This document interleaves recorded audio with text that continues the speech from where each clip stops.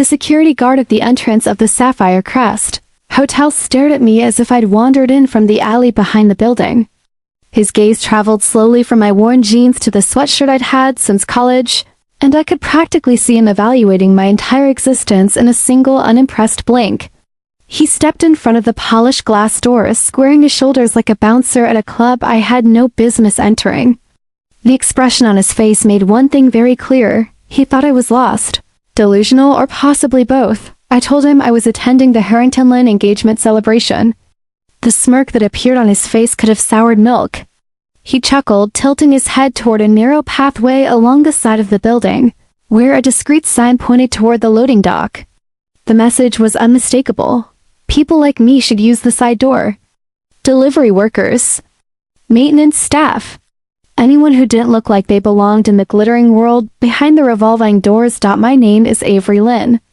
And at that moment, standing there in what I like to call my "don't judge me" outfit, I probably looked like someone who'd taken a wrong turn on our way to drop off takeout. I didn't correct him. I didn't flash an ID. I didn't pull up an email confirmation. I simply nodded, thanked him, and walked toward the service entrance. The irony of the moment wasn't lost on me, not even close. The truth, if he'd known it, would have knocked that smug smirk right off his face. But I wasn't in the mood to flex. Not yet. Some reveals taste better after they've simmered for a while. Just as I reached the side door, I heard the familiar sound of my sister's voice, sharp, high-pitched, and unmistakably horrified.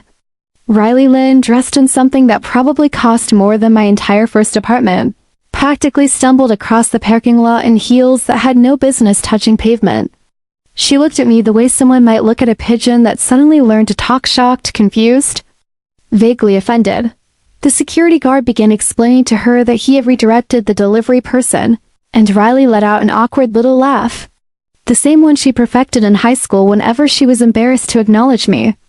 She waved a perfectly manicured hand and said something about people like that, always mixing up the entrances, unaware or unwilling to admit that the people like that was her own sister. I pressed my tongue so hard against my teeth that I tasted metal, then walked through the service door without another word.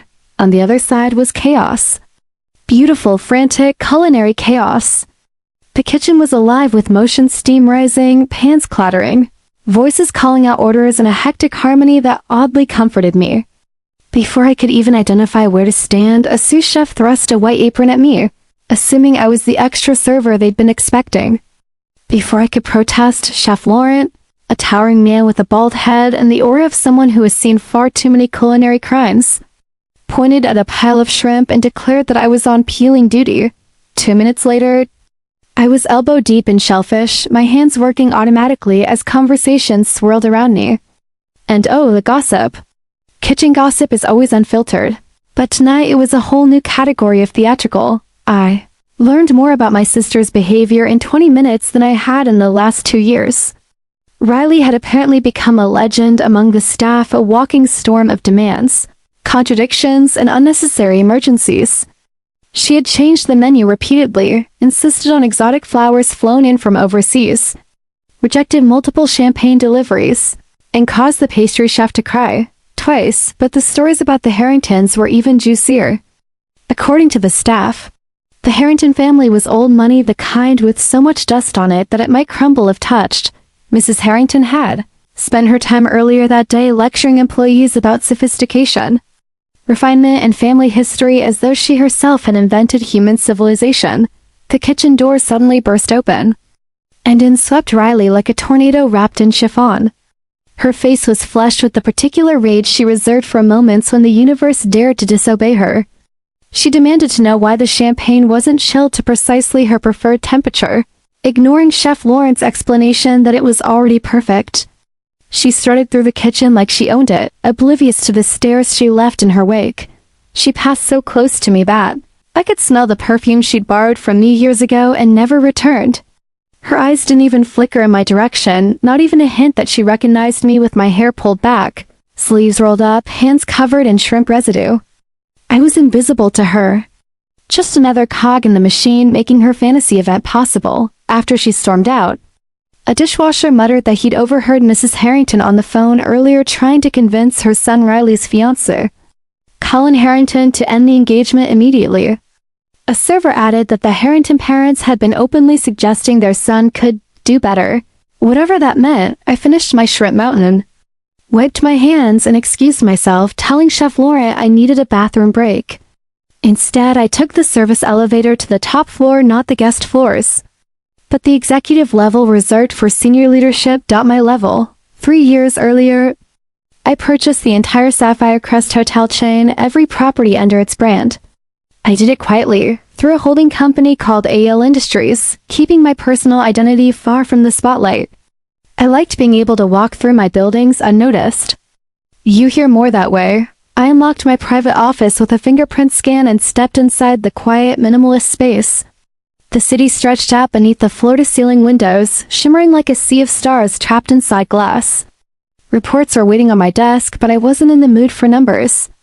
Not tonight. Instead, I tapped into the hotel's security feed.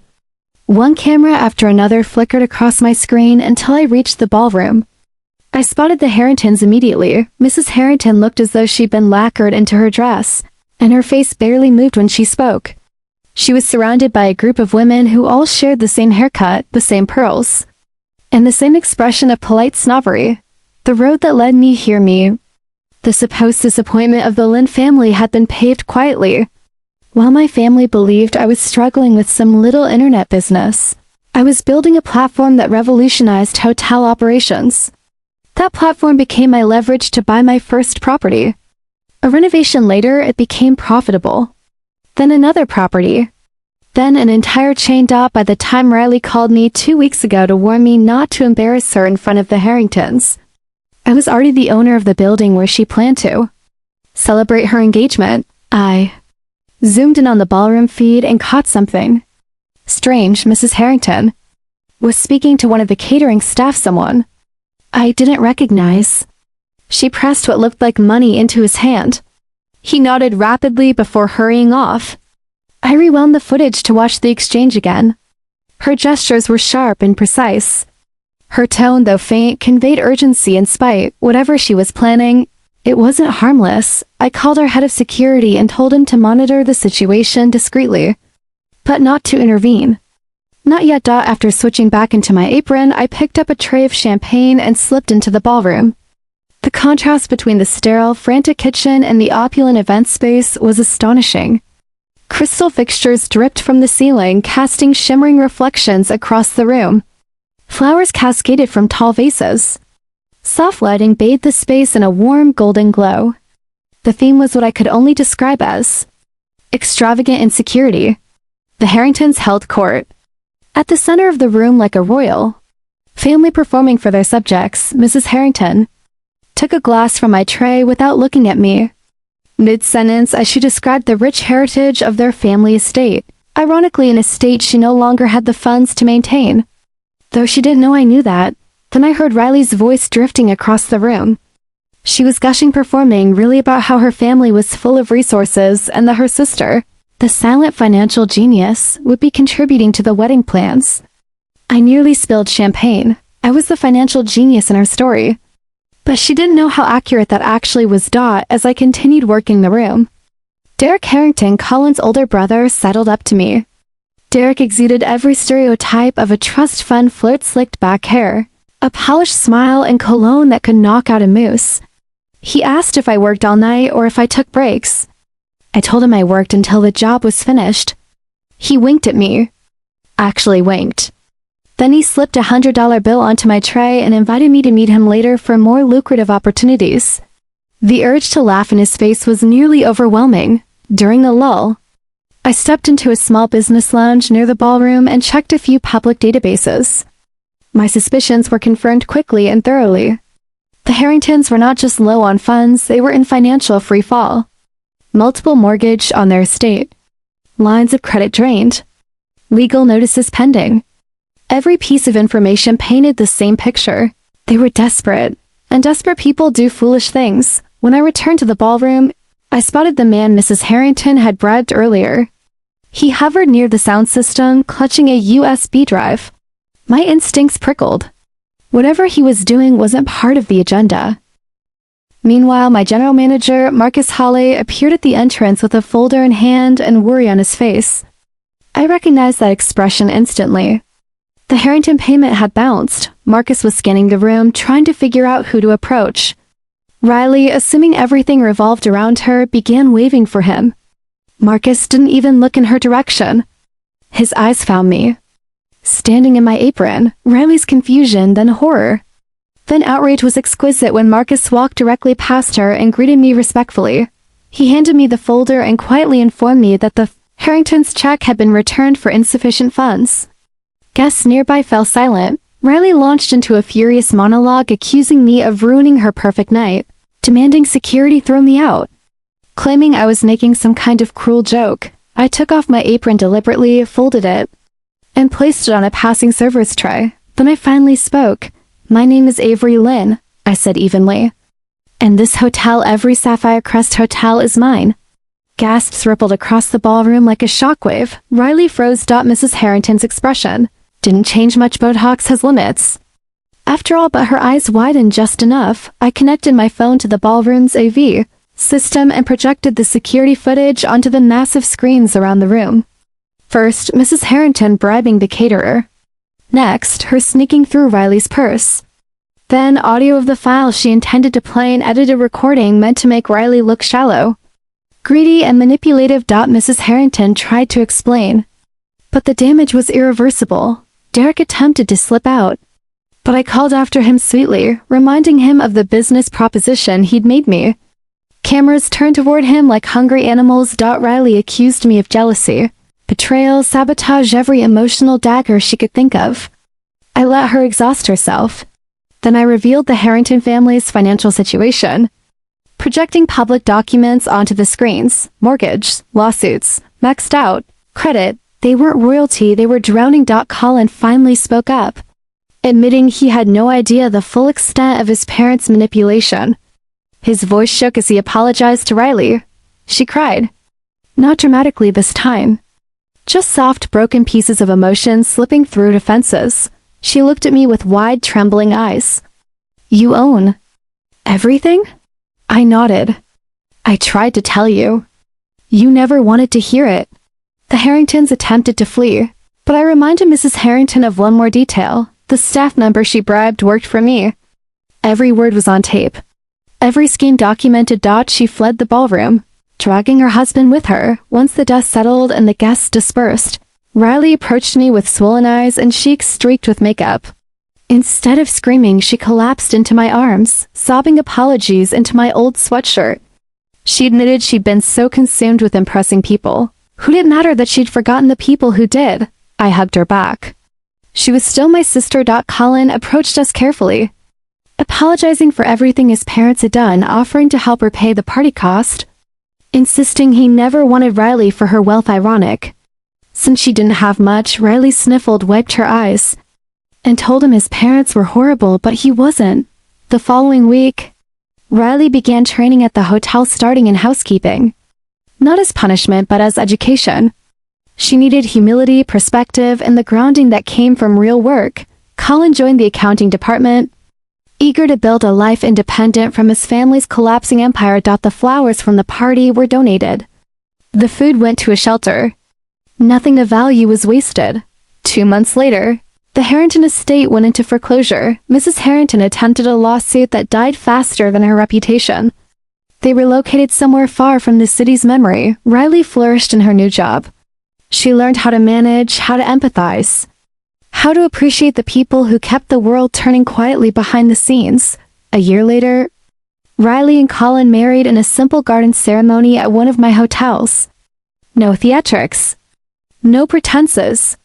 No masks. Riley insisted on entering through their service door. She said it was only right to walk through the place, where she'd finally learned who she was. In the months following Riley and Colin's quiet garden wedding, life at the Sapphire Crest chain settled into a new rhythm, one that felt oddly lighter, as though clearing away the Harringtons' chaos had opened the windows to let fresh air in. Riley kept her promise to work through every department, and surprisingly, she grew into each role with a kind of determined humility that made even the toughest staff members soften toward her. She learned to fold sheets with hospital corners. She learned the difference between dusting and polishing. She learned how to handle difficult guests without letting pride get in the way. And she learned, finally, that respect wasn't something you demanded. It was something you earned. Colin, meanwhile, proved to be a natural in the accounting department. He had a patient way of explaining numbers and an even more patient way of examining the wreckage of his family's finances. He told me once, over coffee in the break room, that he didn't mind starting over. In fact, he preferred it. Losing everything, he said, had felt strangely liberating. The slate was blank. Terrifying, yes. But blank. And yet, despite the peace that gradually settled over our lives, not everyone faded quietly into the background because the Harringtons, specifically Mrs. Lydia Harrington, were far from finished with us. The first sign came in the form of a letter addressed to me. Personally, handwritten, delivered by courier. The envelope was thick, the paper expensive, and the handwriting unnervingly elegant. Inside was a 2-page note that managed to combine apology, indignation, and veiled threat in one delicate cursive package. Lydia claimed the videos had been misinterpreted, insisted she had never intended to cause harm, and hinted that she was considering an alternative course of action if I did not rectify the public perception she blamed me for. Creating, I tossed the letter in a drawer and forgot about it, or I tried to, because 3 weeks later, another message arrived. This one slipped under my office door in the middle of the night. Not a letter. A photograph of Riley and Colin taken from a distance. Not threatening enough to involve the police, but unsettling enough to sit heavy in the pit of my stomach. I told myself it was probably nothing. That Lydia was simply flailing, trying to reassert control over a world that had slipped through her perfectly manicured fingers, but the truth lodged itself behind my ribs like a quiet warning. People like Lydia didn't simply go away. They retreated, regrouped, and returned sharper. She didn't stay hidden for long. It was a Thursday evening when she walked back into my life, striding through the Sapphire Crest lobby as though she had never been kicked out of it. Her hair was perfectly styled, her pearls impeccably aligned, but something in her expression had shifted. She looked brittle. Cracked porcelain with a fresh coat of glaze. Guests in the lobby stopped to stare. Lydia thrived on that kind of attention. She approached the front desk with a smile that didn't reach her eyes and announced she wished to speak to me, personally. Immediately, the front desk agent paged me, panic creeping into her voice. I arrived moments later, expecting accusations or demands. Instead, Lydia turned toward me with an expression so composed it bordered on eerie. "Avery," she said, as though greeting an old friend. "I believe we have unfinished business." My instinct was to escort her out, but something in her presence told me this wasn't a moment to dismiss lightly. I didn't trust her motives, but I trusted her danger. I invited her to my office. She walked through the halls slowly, taking in every detail. As though she were a queen returning to survey land she believed still belonged to her. Once inside my office, she perched on the edge of a guest chair with the poise of someone accustomed to controlling any room she entered. "I've come to offer a proposition," she began. "One that benefits both of us." I let silence answer her. She didn't appreciate it. "My family," she continued, "is rebuilding, as we always do. And while recent complications have set us back, they have not defeated us. I am prepared to put the past behind us entirely. A truce." That was her angle. But Lydia Harrington never offered peace without a price tag. "And what exactly?"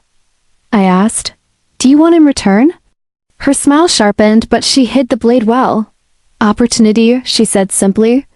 "A chance to reestablish our standing. Inclusion in select Sapphire Crest events. Access to certain networks we no longer possess."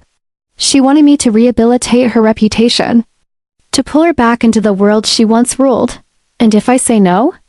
I asked. Her gaze didn't waver. "Then I will recover without your help, of course.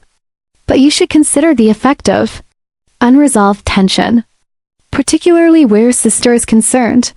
The temperature in the room seemed to drop. I kept my voice calm. "Is that a threat?" Her smile didn't change. "Merely an observation. You've built a remarkable empire, Avery, but an empire is only as strong as the people tied to it. Family can be vulnerabilities. I dismissed her then politely, firmly, with every ounce of professionalism I could muster. She stood gracefully, smoothing her skirt, and left without another word, but her implication didn't leave with her. That night, I gathered my security team and implemented new protocols without telling Riley or Colin. I didn't want to worry them unless there was real cause. For a time, everything remained quiet. No letters. No photographs. No dramatic entrances. And then the second wave began. The first incident seemed harmless. Anonymous one-star reviews appearing on our hotel pages. Dozens at first. Then hundreds. All with oddly similar phrasing, all targeting the same departments: housekeeping, accounting, the restaurant, security. All strategically damaging. Then came an insider blog post written by someone claiming to be a disgruntled staff member. The post detailed fabricated violations, illegal labor practices, and financial misconduct. It spread rapidly, picked up by gossip accounts desperate for scandal. Then a false labor complaint was filed with a government office. Then someone attempted to hack into AL Industries' backend system. Each attack alone was small. Annoying, not catastrophic. But together they painted a pattern. This wasn't coincidence. This was a strategy, and whoever was orchestrating it had connections, resources, and an intimate understanding of how to sabotage a business from its foundation. Riley noticed something was wrong when she caught me working late every night, my office lights burning until dawn. She pressed me for answers, insisting she deserved the truth. And maybe she did. But protecting her had become instinct. "I'm fine," I always said. "It's just a busy month." She didn't believe me. But she let it go. Until the night the sabotage finally crossed the line. It was after midnight, when an alarm on my phone blared. Security footage flagged for immediate review. A breach in one of our off-site storage facilities. I pulled up the feed and froze. Someone had broken in. Not to steal, but to plant something. I couldn't make out the intruder's features. They wore a mask, gloves, dark clothing. But their posture, their movements, there was something familiar about the calculated precision. They moved with purpose, placing items in boxes, ensuring everything appeared undisturbed. The next morning, an anonymous tip was delivered to a government agency claiming the Sapphire Crest chain had been storing falsified financial records and undocumented materials. The kind of accusation that could trigger audits, investigations, mandatory shutdowns. Someone wasn't just trying to hurt us, they were trying to finish us. Immediately launched an internal investigation. Every department, every employee, every vendor, every former contractor. And then, like snapping a puzzle piece into place, the truth emerged. The intruder's build, their stride, their height. It wasn't Lydia. It was someone working for her. Someone who knew our layout. Someone who had access before. Someone she could manipulate. And when I reviewed older footage, the connection became undeniable. The intruder was Thomas Reed, a former Harrington estate manager, fired after their bankruptcy. Loyal to Lydia in ways I hadn't realized. He was her weapon. I confronted Lydia with the evidence. She denied everything naturally. Then she shifted to anger, to tears, to indignation, to charm, cycling through emotions like costumes. But none of them masked the truth. She wanted revenge. Not because she'd been humiliated, though she had. Not because she lost her fortune, though she had. But because her power had been replaced by mine. She wanted her throne back, and she believed destroying me would get her there. I warned her that continuing would result in criminal charges. She laughed a brittle, unhinged sound. She insisted no jury would ever believe a woman of her standing orchestrated a sabotage scheme, but she underestimated something critical. Her son, Colin, had spent months working alongside my staff.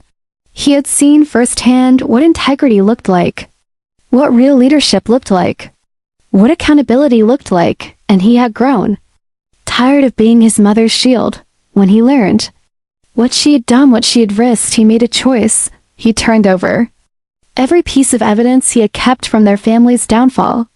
Documents Lydia had hidden, emails she had deleted, financial trails she thought erased. He testified against her before she ever reached a courtroom. The charges were serious: fraud, conspiracy, attempted corporate sabotage. Lydia didn't go to prison, but only because of her age, her health, and a last-minute plea deal that stripped her remaining assets and barred her from serving on any board or managing any financial entity for the rest of her life. She didn't look like a queen when she left the courthouse. She looked small. A woman whose identity had finally collapsed under the weight of her own illusions. Riley cried when she learned what Colin had done. Not out of sadness. Out of pride. He had chosen her. Chosen truth. Chosen a future built, not inherited. Months passed. Then a year. Then two. Riley rose through the hotel ranks with surprising elegance, eventually becoming director of guest experience for the entire chain. Colin became one of our lead financial analysts, rebuilding his own credibility one spreadsheet at a time. As for me, I finally allowed myself to slow down. Just a little. I'd built an empire quietly, but now, for the first time, I had people to share the weight with. People who cared about more than appearances or fortune. One summer evening, after a long day of meetings, I stood on the rooftop of the Sapphire Crest flagship hotel, watching the city lights flicker like embers. Riley and Colin joined me, tired but content. Riley nudged my shoulder. "You know," she said softly, "when all this began, I thought you were the one who needed fixing. And now?" I asked. She smiled, a genuine one, warm and unguarded. "Now I know we were all fixing each other." The wind moved through the rooftop garden, carrying the distant hum of the city, the life we had built, stumbled through, defended, and reshaped together. The Harrington Empire had fallen, but something better rose in its place. Not mine alone. Ours. And for the first time, the future didn't feel like a battle. It felt like a beginning. Peace never arrives with fanfare. It settles quietly, the way morning light sneaks into a room, soft, subtle, unannounced. In the 2 years following Lydia Harrington's downfall, the Sapphire Crest chain entered the most stable era it had ever known. Bookings increased. Staff retention soared. Guest satisfaction numbers broke records. The entire brand glowed with a sense of renewal, but peace, as I discovered, doesn't mean stillness. It means growth. And growth has a way of revealing new cracks, fault lines that demand attention before they become fractures. The first crack appeared the year Riley was promoted to director of guest experience. She'd transformed from a panicked perfectionist into someone with genuine poise, someone the staff admired.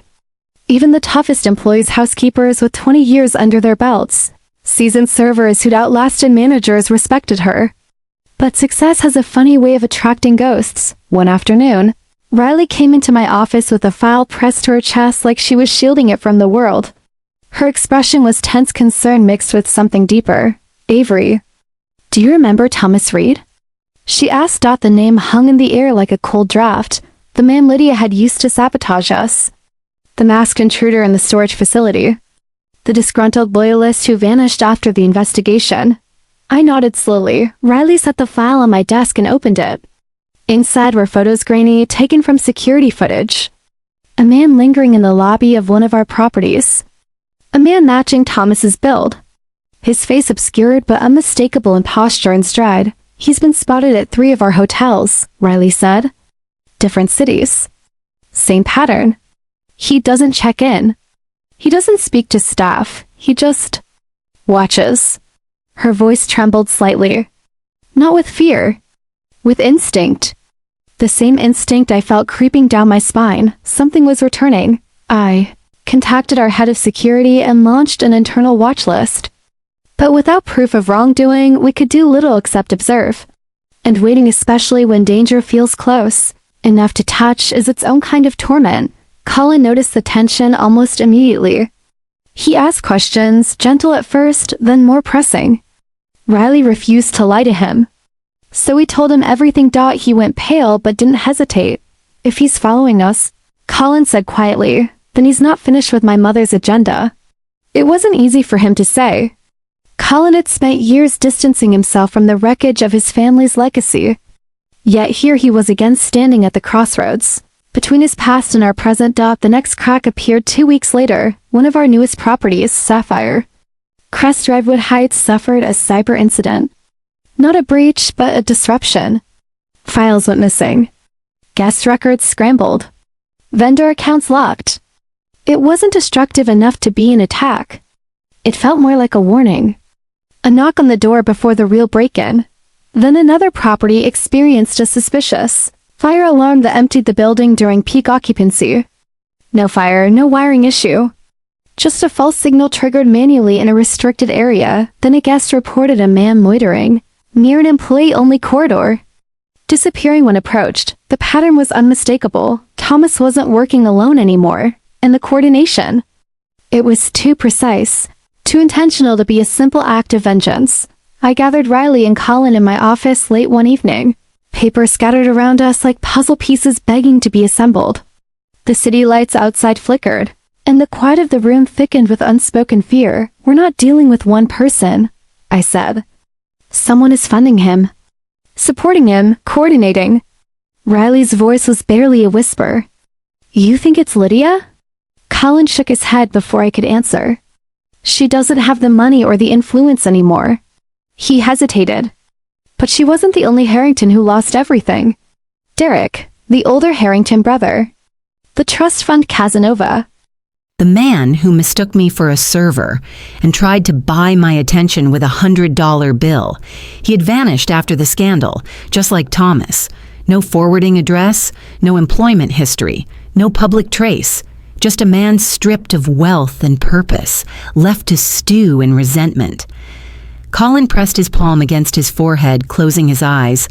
I should have checked on him. I should have known. You're not responsible for their choices, I said, but guilt doesn't obey logic. 2 nights later, responsibility came knocking anyway.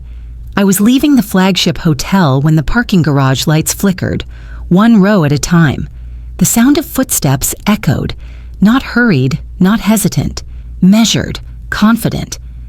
Thomas stepped into view first, face uncovered now, as if he no longer feared being recognized. Age had hardened him. His jaw was sharper, his eyes colder. Behind him, emerging slowly from the shadows, was Derek Harrington. Gone was the smug party boy dripping in cologne and entitlement. Derek looked thinner, worn. His clothes were expensive but wrinkled, like someone who had spent too long pretending everything was fine. His smile, however, that forced, outdated charm, remained intact. Or rather, the ghost of it did. Avery, Derek drawled, voice attempting nonchalance but landing somewhere brittle. We need to talk. I didn't move. My security badge was in my pocket, 1 press away from summoning backup, but something in Derek's posture told me he expected that. Don't make this dramatic, he said. We're not here to hurt you. Thomas said nothing. His stare did enough speaking for him. What do you want? I asked. Derek chuckled, a joyless sound. What I've always wanted, a second chance, or at least compensation. Compensation for what? He stepped closer, hands spread as if presenting his case to an audience. For the life you ruined. The words hit like cold water. My mother's reputation, he continued, pacing. Our estate, our investments, our name. You destroyed all of it. I exposed the truth, I corrected. Your family destroyed themselves. He waved the comment away. Semantics. Point is, you've rebuilt your empire while we've been scrounging to survive. The anger slipped then, revealing what lay beneath. Bitterness, envy, the hunger of someone who once had everything and now had nothing but resentment to cling to. So here's the deal, Derek said, eyes glinting. You're going to pay us. A fair sum, enough to start over, enough to rebuild what we lost. And if I don't? His smile sharpened. Then the disruptions you've been experiencing, the little inconveniences, they'll get bigger. Thomas shifted his weight slightly, his stance tightening. He was ready, not to negotiate, to enforce. You underestimated us once, Derek said softly. Don't do it again. I held his gaze without blinking. Do you really think extortion will end well for you? He shrugged. It doesn't have to end well. It just has to end profitable. I pressed my badge in my pocket. Security arrived in seconds. Thomas lunged. Derek shouted. The garage erupted into motion. Shouts, footsteps, the metallic clatter of struggle. But my team was trained. Precise. Thomas fought like a man possessed, but he was outnumbered, overwhelmed. Derek didn't even try to help him. He turned to run, but 2 guards caught him before he reached the stairwell. When the police arrived, evidence flowed like water. Emails, financial transfers, coordination logs, old ties to vendors who owed the Harringtons favors, the documents Riley had found earlier, and Colin provided the final key, a testimony only he could give. When Derek saw his brother enter the station to give a statement, something inside him buckled. Betrayal flashed across his face, not because Colin had sided with me, but because Colin had chosen accountability over bloodline. The investigation closed swiftly after that. Thomas faced prison. Derek negotiated a plea deal that came with probation, restitution, and mandatory counseling. Lydia, already stripped of power, faded from the public eye completely. For the first time in years, the Harrington story came to its final inhale, and then its exhale. Life moved on. Months later, I found myself standing in one of our newest hotel properties, a sleek tower overlooking the bay. Riley had spearheaded the design, Colin had overseen the financial structure, and I, for once, had allowed myself to be just one part of the greater whole. A leader, yes, but not alone atop the mountain. During the grand opening ceremony, Riley slipped her arm through mine and whispered, "You know, if everything hadn't happened the way it did, none of us would be who we are now." Colin joined us, his hand finding hers easily. "I sometimes wonder," he said quietly, "if my family had to fall apart so we could build something real." The crowd applauded as the ribbon was cut, the new Sapphire Crest Baylight Hotel officially open. Or a legacy to defend. It was a home, built on truth, on growth, on resilience, on the family we chose to become. The Harrington storm had passed, and in its wake, a new era had begun.